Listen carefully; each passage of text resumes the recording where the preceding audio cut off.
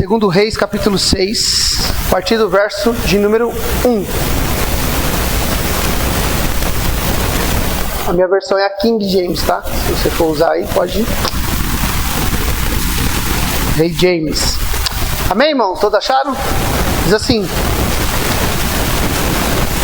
E os filhos dos profetas disseram a Eliseu: Eis que agora o lugar onde habitamos contigo é demasiadamente apertado para nós.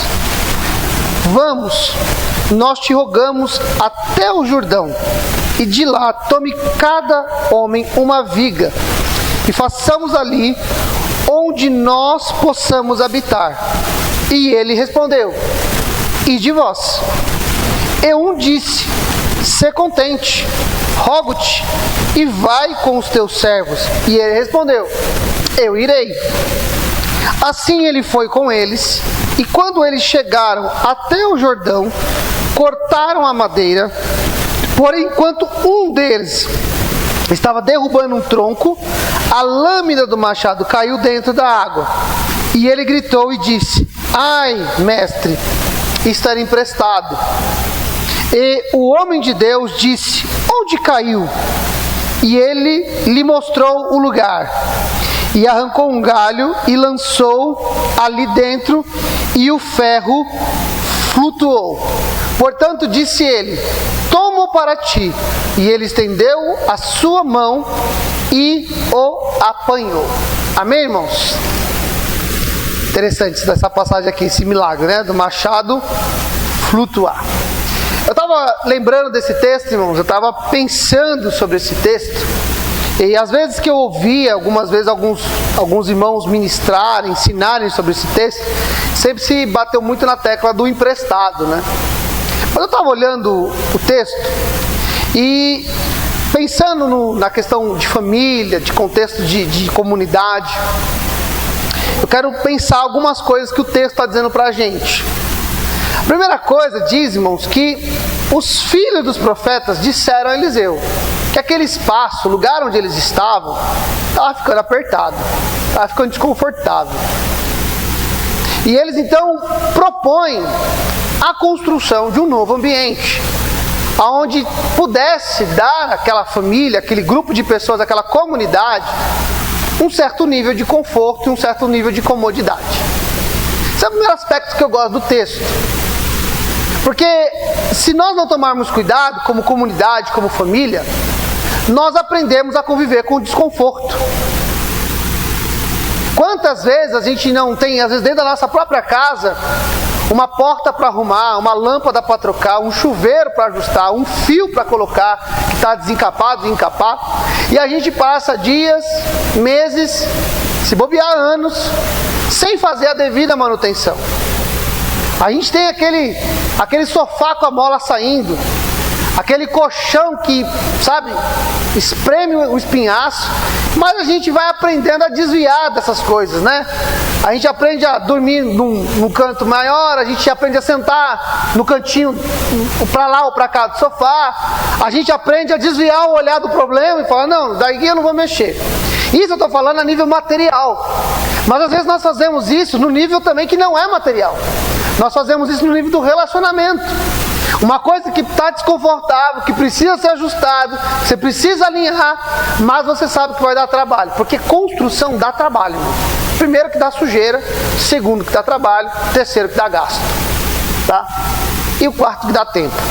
Então às vezes a gente está incomodado, a situação está apertando, ela está difícil, ela está desconfortável, mas a gente vai aprendendo a manobrar essas situações, a gente vai aprendendo a redesenhar, a fazer um contorcionismo.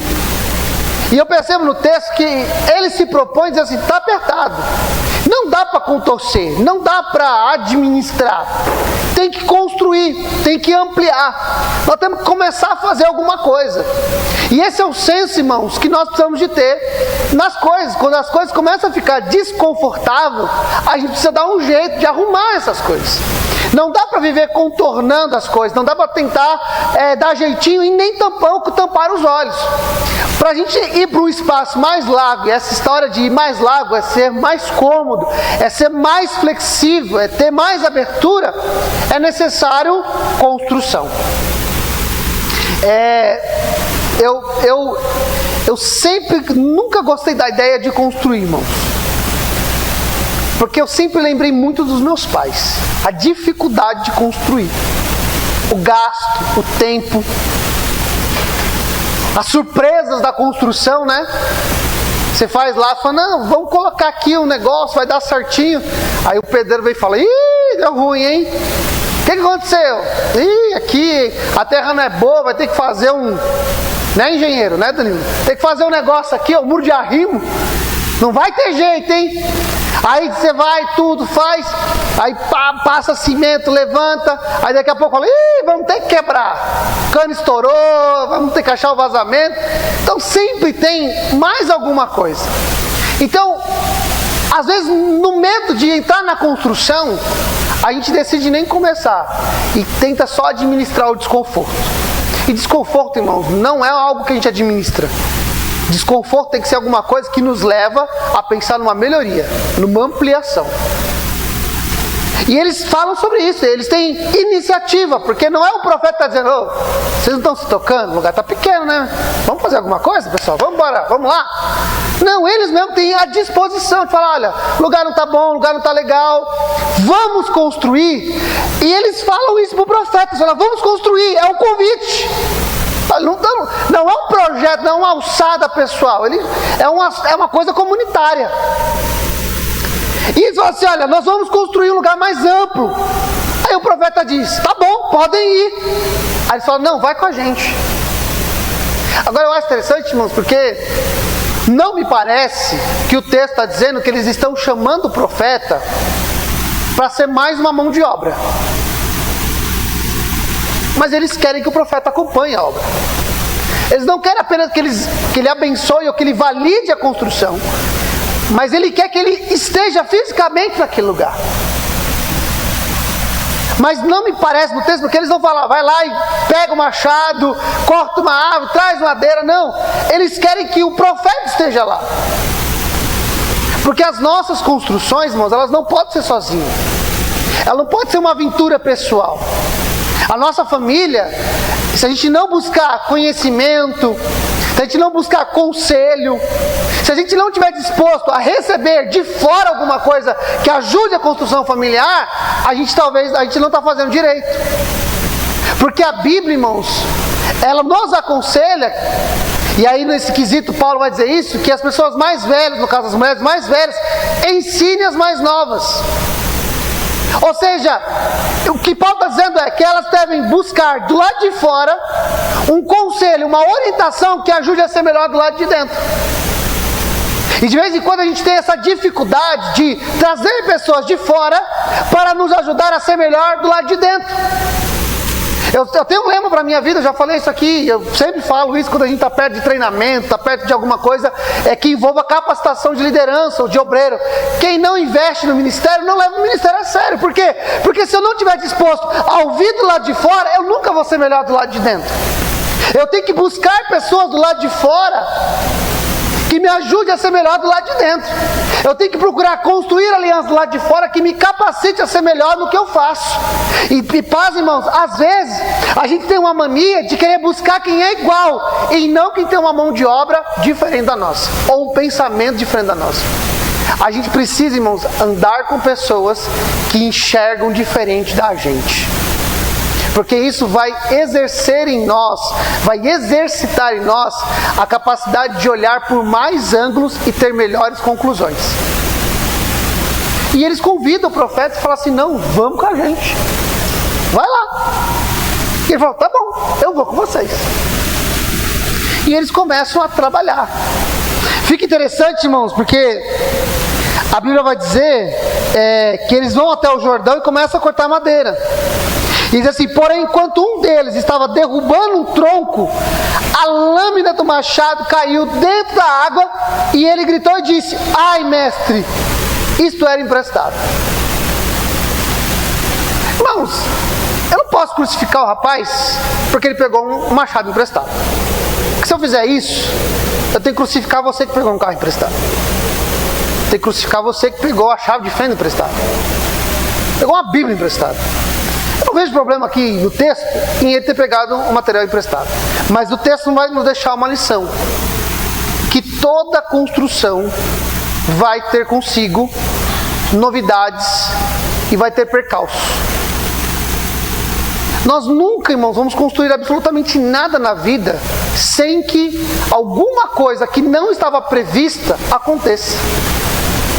O famoso imprevisto. O que a gente não consegue, irmãos, é prever que um fato não esperado vai acontecer. A gente não sabe dizer qual é o fato, mas há uma certeza, o fato vai existir. Qualquer construção, seja ela uma construção física ou uma construção de relacionamento ou da fé, alguma coisa que nós não prevíamos dentro do processo vai acontecer. Irmãos, não adianta a gente achar que a vida, por mais organizado que a gente seja, por mais metódico que a gente seja, por mais que a gente pare e desenhe e crie lá o escopo, a ideia, e a gente fala, não, eu vou começar assim, tal dia vai ser assado, tal hora vai ser desse jeito, e tal dia vai acontecer isso. Por mais que a gente se seque de todo conhecimento, de todo conselho, de toda instrução, de toda a história, irmãos, acredite, em algum momento, alguma coisa diferente vai acontecer. Você fala assim, mas eu não conseguia prever que isso ia acontecer. Não dava para orçar que eu ia gastar R$100 a mais. Como é que eu ia saber que esse negócio ia quebrar agora? Como é que eu ia saber que quando eu me casei, eu ia ter que lidar com essa situação? Tem coisas, irmãos, que nós não conseguimos dizer o que vai ser, mas nós podemos preparar o nosso coração e saber, em algum momento eu vou precisar lidar com imprevistos. E isso é fruto de uma boa administração, irmãos. Se eu sei que pode haver imprevisto financeiro, eu tendo condições, o que eu tenho que fazer? Guardar recursos. Então, eu tenho uma dificuldade. Pode ser que eu tenha, então eu preciso fazer. Mas e com relação à nossa paciência? Aquilo que nós projetamos como crescimento pessoal. Aquilo que nós projetamos como crescimento comunitário, familiar. Às vezes, irmãos, a gente pode estar atrás das metas que nós colocamos. Os empecilhos aconteceram. As dificuldades vieram. As adversidades se levantaram.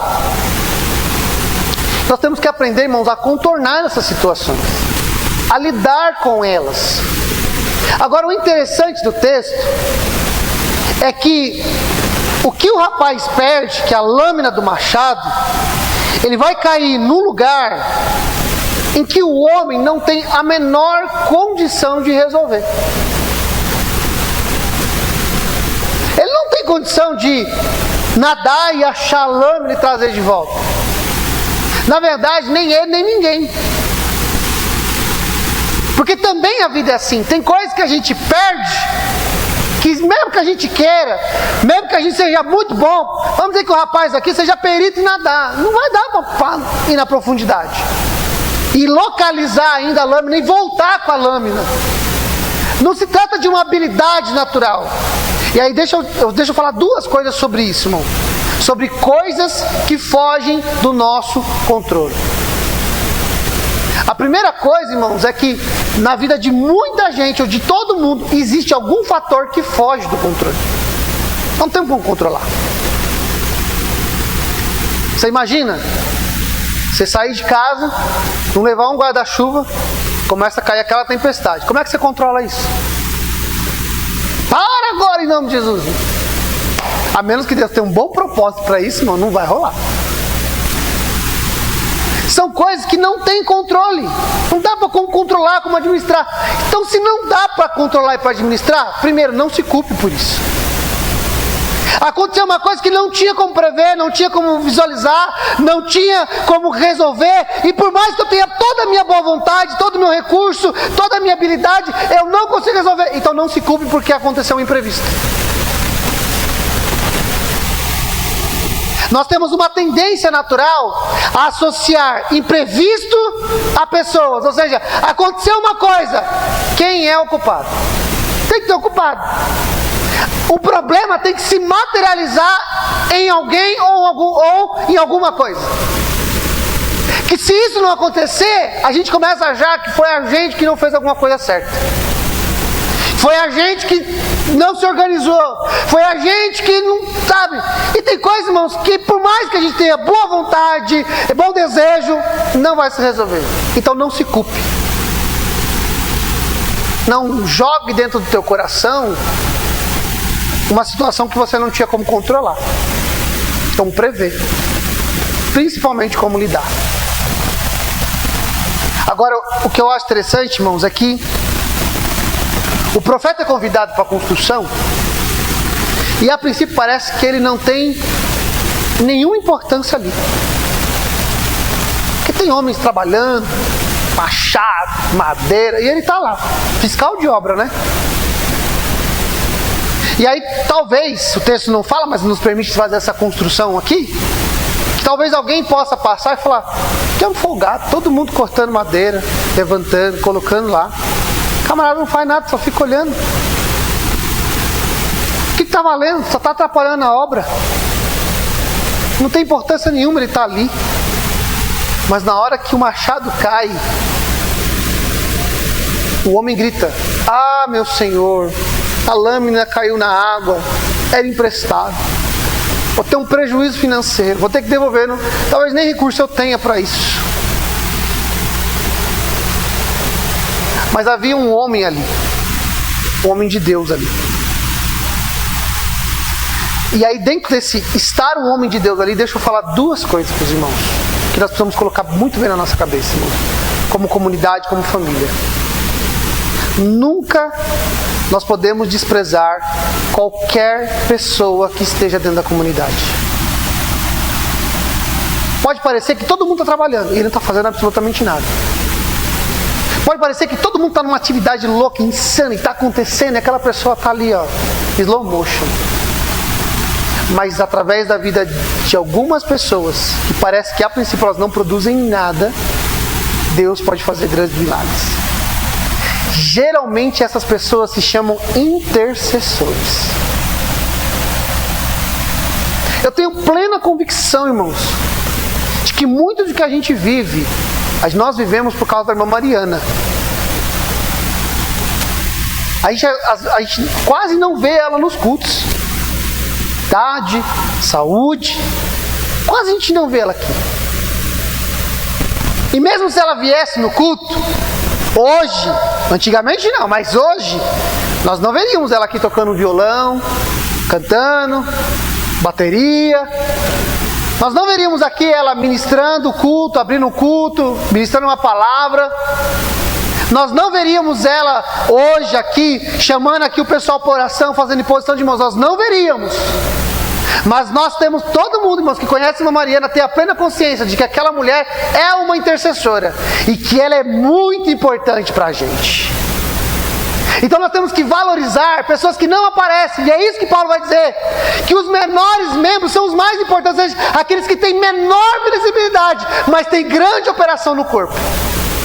Nós não podemos desprezar porque a gente vê um correndo, um fazendo. E eu não estou desprezando também os que fazem. O que nós estamos dizendo é assim: existe um ambiente de construção onde tem gente correndo, tem gente fazendo, tem gente acontecendo e tem gente que parece que não está fazendo nada. Mas a vida dela, a presença dela, a atividade dela, ainda que oculta, ainda que pareça que seja inerte, parada, a atividade dela é extremamente importante. E nós temos que aprender a valorizar isso.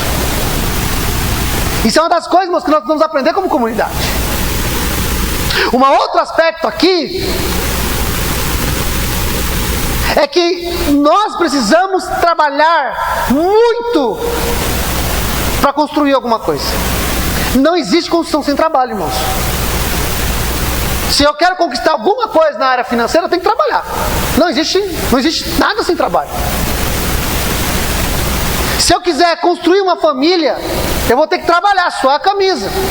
Se eu quiser construir uma igreja, uma comunidade relevante, atuante, bíblica, dá trabalho. É atividade laboral, é cansativo. A Bíblia, irmão, chama os membros da igreja, a comunidade de Cristo, e a maioria dos títulos dados a ela é uma atividade laboral. Cooperador, ministro, apóstolo, servo, quase sempre, irmãos, somos associados a uma atividade de trabalho. Quase sempre. E de trabalho, árduo, pesado, constante, contínuo. Então não existe construção sem trabalho. Então nós temos que trabalhar e muito. Nós temos que ter disposição para o trabalho e muito. Nós não podemos, irmãos, me desculpa a expressão, arregar para o trabalho. Ter medo de trabalhar, ter medo de se esforçar, ter medo de encarar. Encare, trabalhe, se esforce, se dedique. Mas certe-se de gente e envolva-se com coisas espirituais. Ralação, trabalho, madeira, machado, construção, amarra, viga, principal, adjuntivo, vai construindo. Quando há um problema que o trabalho não resolve, que a habilidade de cortar, a habilidade de empilhar, a habilidade de colocar no lugar, quando essas habilidades laborais não resolvem, algo extraordinário precisa entrar na jogada. Nós temos que acreditar, irmãos, que não é só fruto de trabalho. Existe algo que é extra trabalho.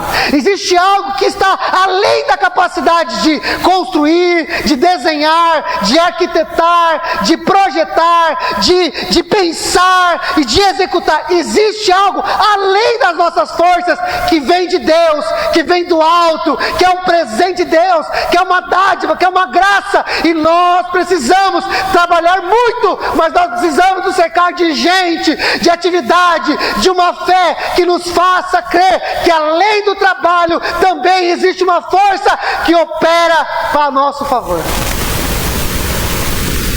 Um ambiente de extremo trabalho, de proatividade, que não estavam contornando as inquietações, mas surgiu o problema, que o trabalho não resolve, que a dedicação não resolve, que a competência não resolve. E eu falo isso, irmão, sabe por quê? Porque, volto a dizer, eu vou entrar de novo na autocondenação, porque às vezes a gente está diante de uma situação e a gente fala assim, mas eu estou trabalhando, não está dando resultado, mas eu estou me esforçando, não está dando resultado, mas eu estou me colocando na disposição, não está dando resultado, eu estou dormindo pouco, eu estou levantando cedo, eu estou me dedicando, eu estou lendo, eu estou me esforçando, eu estou me dedicando, mas parece que não vai. Então, descansa, envolva-se com pessoas e com coisas que vão aumentar a sua fé, que vão trazer para você não o natural, mas o sobrenatural que vai te ajudar a alcançar os objetivos,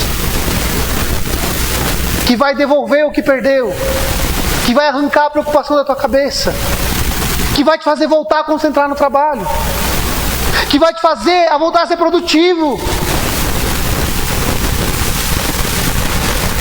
E me perdoa a fala, irmãos, mas infelizmente tem muita gente que, ao invés de olhar para o irmão e falar, irmão, me ajuda, eu estou me esforçando, eu não sou vagabundo, me desculpa a palavra, eu não sou um encostado, mas eu estou sentindo dificuldade, eu estou perdendo as coisas, me ajuda. Ao invés disso, sabe o que está acontecendo, irmãos? Tem muita gente morrendo afogada, tentando resgatar a própria lâmina. Tem muita gente morrendo afogada, porque ao invés de dizer, perdi, estava frouxo, não estava bem encaixado, perdi.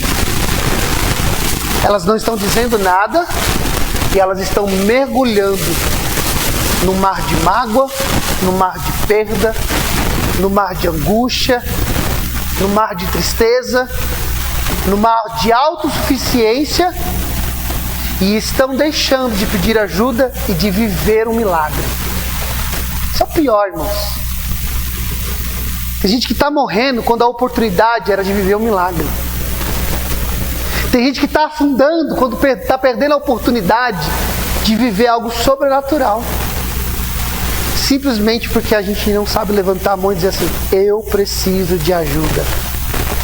Eu preciso de alguém que me dê algo que eu não consigo produzir com força. Entenda, irmãos, que todos nós, não existe ninguém, irmãos, inclusive eu, não existe ninguém que não possa um dia levantar a mão e dizer assim: eu preciso de ajuda, eu preciso de alguém que ore, eu preciso de alguém que faça alguma coisa por mim. Não porque eu não sei fazer, não porque eu tenho preguiça de fazer, não porque eu sou encostado, não porque eu aprendi a administrar as minhas questões, é porque aconteceu algo que eu não tinha como administrar, mas eu preciso de ajuda. O interessante, irmãos, é que o texto vai continuar e vai dizer que o profeta, então, ele vai entrar em atuação. Todos nós temos um lugar de atuação, irmãos. Não existe ninguém, irmãos, que não tenha atuação na vida com Deus. Todos nós temos um ambiente de atuação. Deus separou pelo seu conhecimento, pela sua vontade, ou como diz Efésios, pelo seu beneplácito, o conselho da sua vontade. Eu gosto dessa palavra porque parece que Deus está falando consigo mesmo. O que é que minha vontade quer? Ele escolheu um espaço de atuação para cada um de nós. Sabe onde eu enxergo isso? Livro de Neemias. Neemias, ele chega ali em Judá para reconstruir. E ele convoca o povo, anima o povo começa a trabalhar, a levantar muro, tal. Chega uma hora que ele fala assim: não, nós precisamos agora ensinar o povo. E quando ele fala, nós vamos ensinar o povo, o Neemias dá um passo para trás, assim: Esdras, eu sou governador, eu sei administrar, eu sei motivar esse povo, eu sei mostrar para eles como a mão de Deus me trouxe até aqui e incendiar o coração deles para o trabalho. Mas agora, esses homens precisam aprender da lei de Deus, precisam olhar para as Escrituras, precisam ser orientados segundo a palavra. Essa pessoa não sou eu, não que eu não tenha Deus, não que eu não conheça Deus, mas você, Esdras, é um escriba, é um homem que conhece a lei. Então, eu vou dar um passo para trás e você, Esdras, se apresente. Faça uma solenidade, convoque o povo, celebre a festa. E a gente tem que aprender, irmãos, a fazer essa dança das cadeiras na nossa vida, na comunidade. E por que não em casa?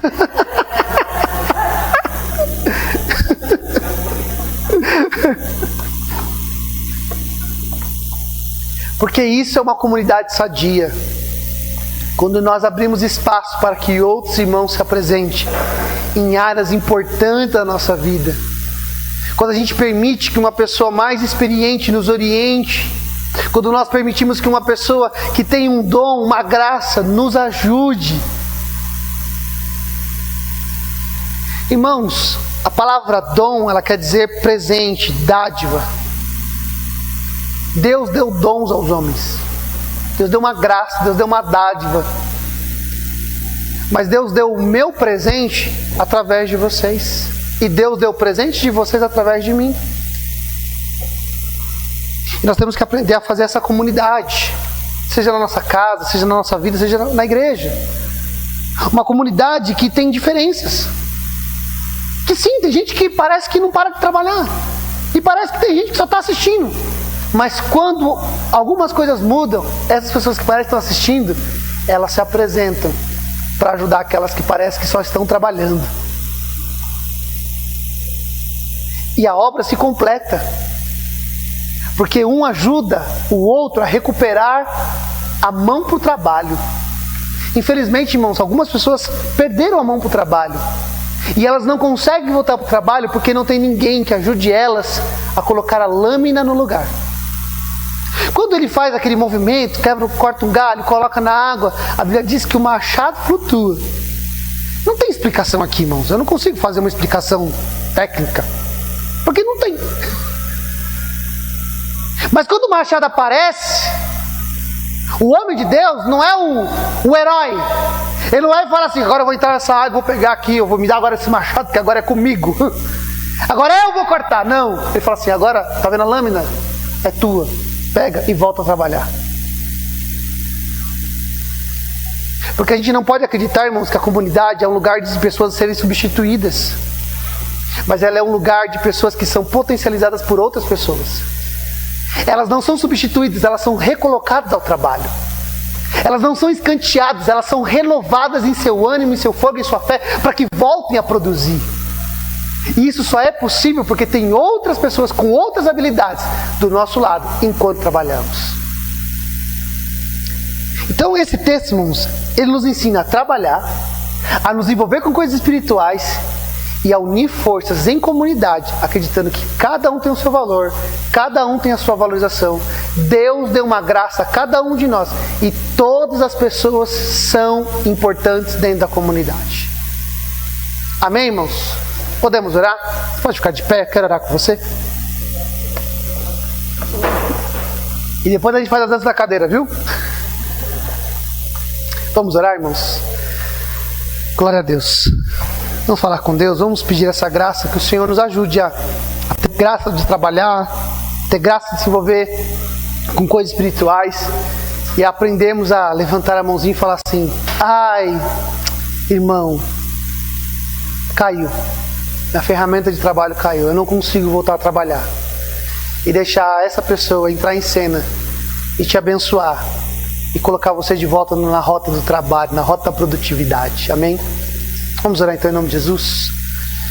Pai amado, Pai santo, Pai querido, nós te louvamos nessa noite, nós te agradecemos, Senhor, eu te agradeço, Pai, porque o Senhor é o Deus que tem nos abençoado, o Senhor é o Deus que tem nos dado graça, e nós oramos nessa noite, ó Pai, porque nós olhamos para o texto e vemos uma comunidade de pessoas que querem fazer, que querem ampliar, que querem resolver as questões, mas encontram empecilhos, ó Pai, mas eles estão juntos com o homem de Deus que ora e que coloca de novo eles no trabalho. Eu oro, Pai, por pessoas que têm trabalhado, que têm se esforçado, têm se dedicado, mas por algum motivo, por algum empecilho, por algum imprevisto, Senhor, têm perdido a força do trabalho, têm perdido a capacidade de produzir, têm perdido, Pai amado, a mão da construção. Pai, para algumas delas o caminho tem sido ficar de lado, ficar escanteado, ficar esquecido, mas eu oro, Pai, para que se levante homens e mulheres que ajudem essas pessoas a retomarem o rumo das suas vidas, a retomarem o rumo da sua casa, a retomarem o rumo dos seus ministérios e voltem a ser produtivos, voltem a produzir, voltem ao trabalho, voltem, ó Pai amado, à construção. Em nome do Senhor Jesus Cristo, ajuda-nos, ó Pai, a ser uma comunidade que abre espaço para que haja, Pai, essa troca de atividades, essa troca de ações, esse complementar de vidas, ó Pai, a fim de que todos possam cooperar nesse trabalho, possam ajudar nessa construção. Pai, nós não somos feitos em linha de fábrica, todos iguais. O Senhor nos fez diferente, o Senhor nos deu dons diferentes, o Senhor nos deu uma cosmovisão diferente, a fim de que possamos ser uma unidade completa, cheia da graça, da vida e da plenitude de Cristo. Ajuda-nos, ó Pai, que nós possamos encarar as diferentes como uma bênção, o ponto de vista diferente como uma bênção, as atividades como uma bênção, os dons diversos como uma bênção, a fim de que nós possamos receber graça para continuar a construir algo relevante. Ajuda-nos a ter essa visão dentro de casa, onde cada membro do lar é importante, onde cada membro da comunidade é importante, onde cada pessoa, onde ela está e o que ela faz é importante, e que de alguma maneira, Pai, nós possamos encorajá-las a voltar ao trabalho, e também possamos encontrar pessoas que nos encorajem a voltar ao trabalho, em o nome do Senhor Jesus Cristo. Amém e graças a Deus. Você pode aplaudir ao Senhor bem forte, querido?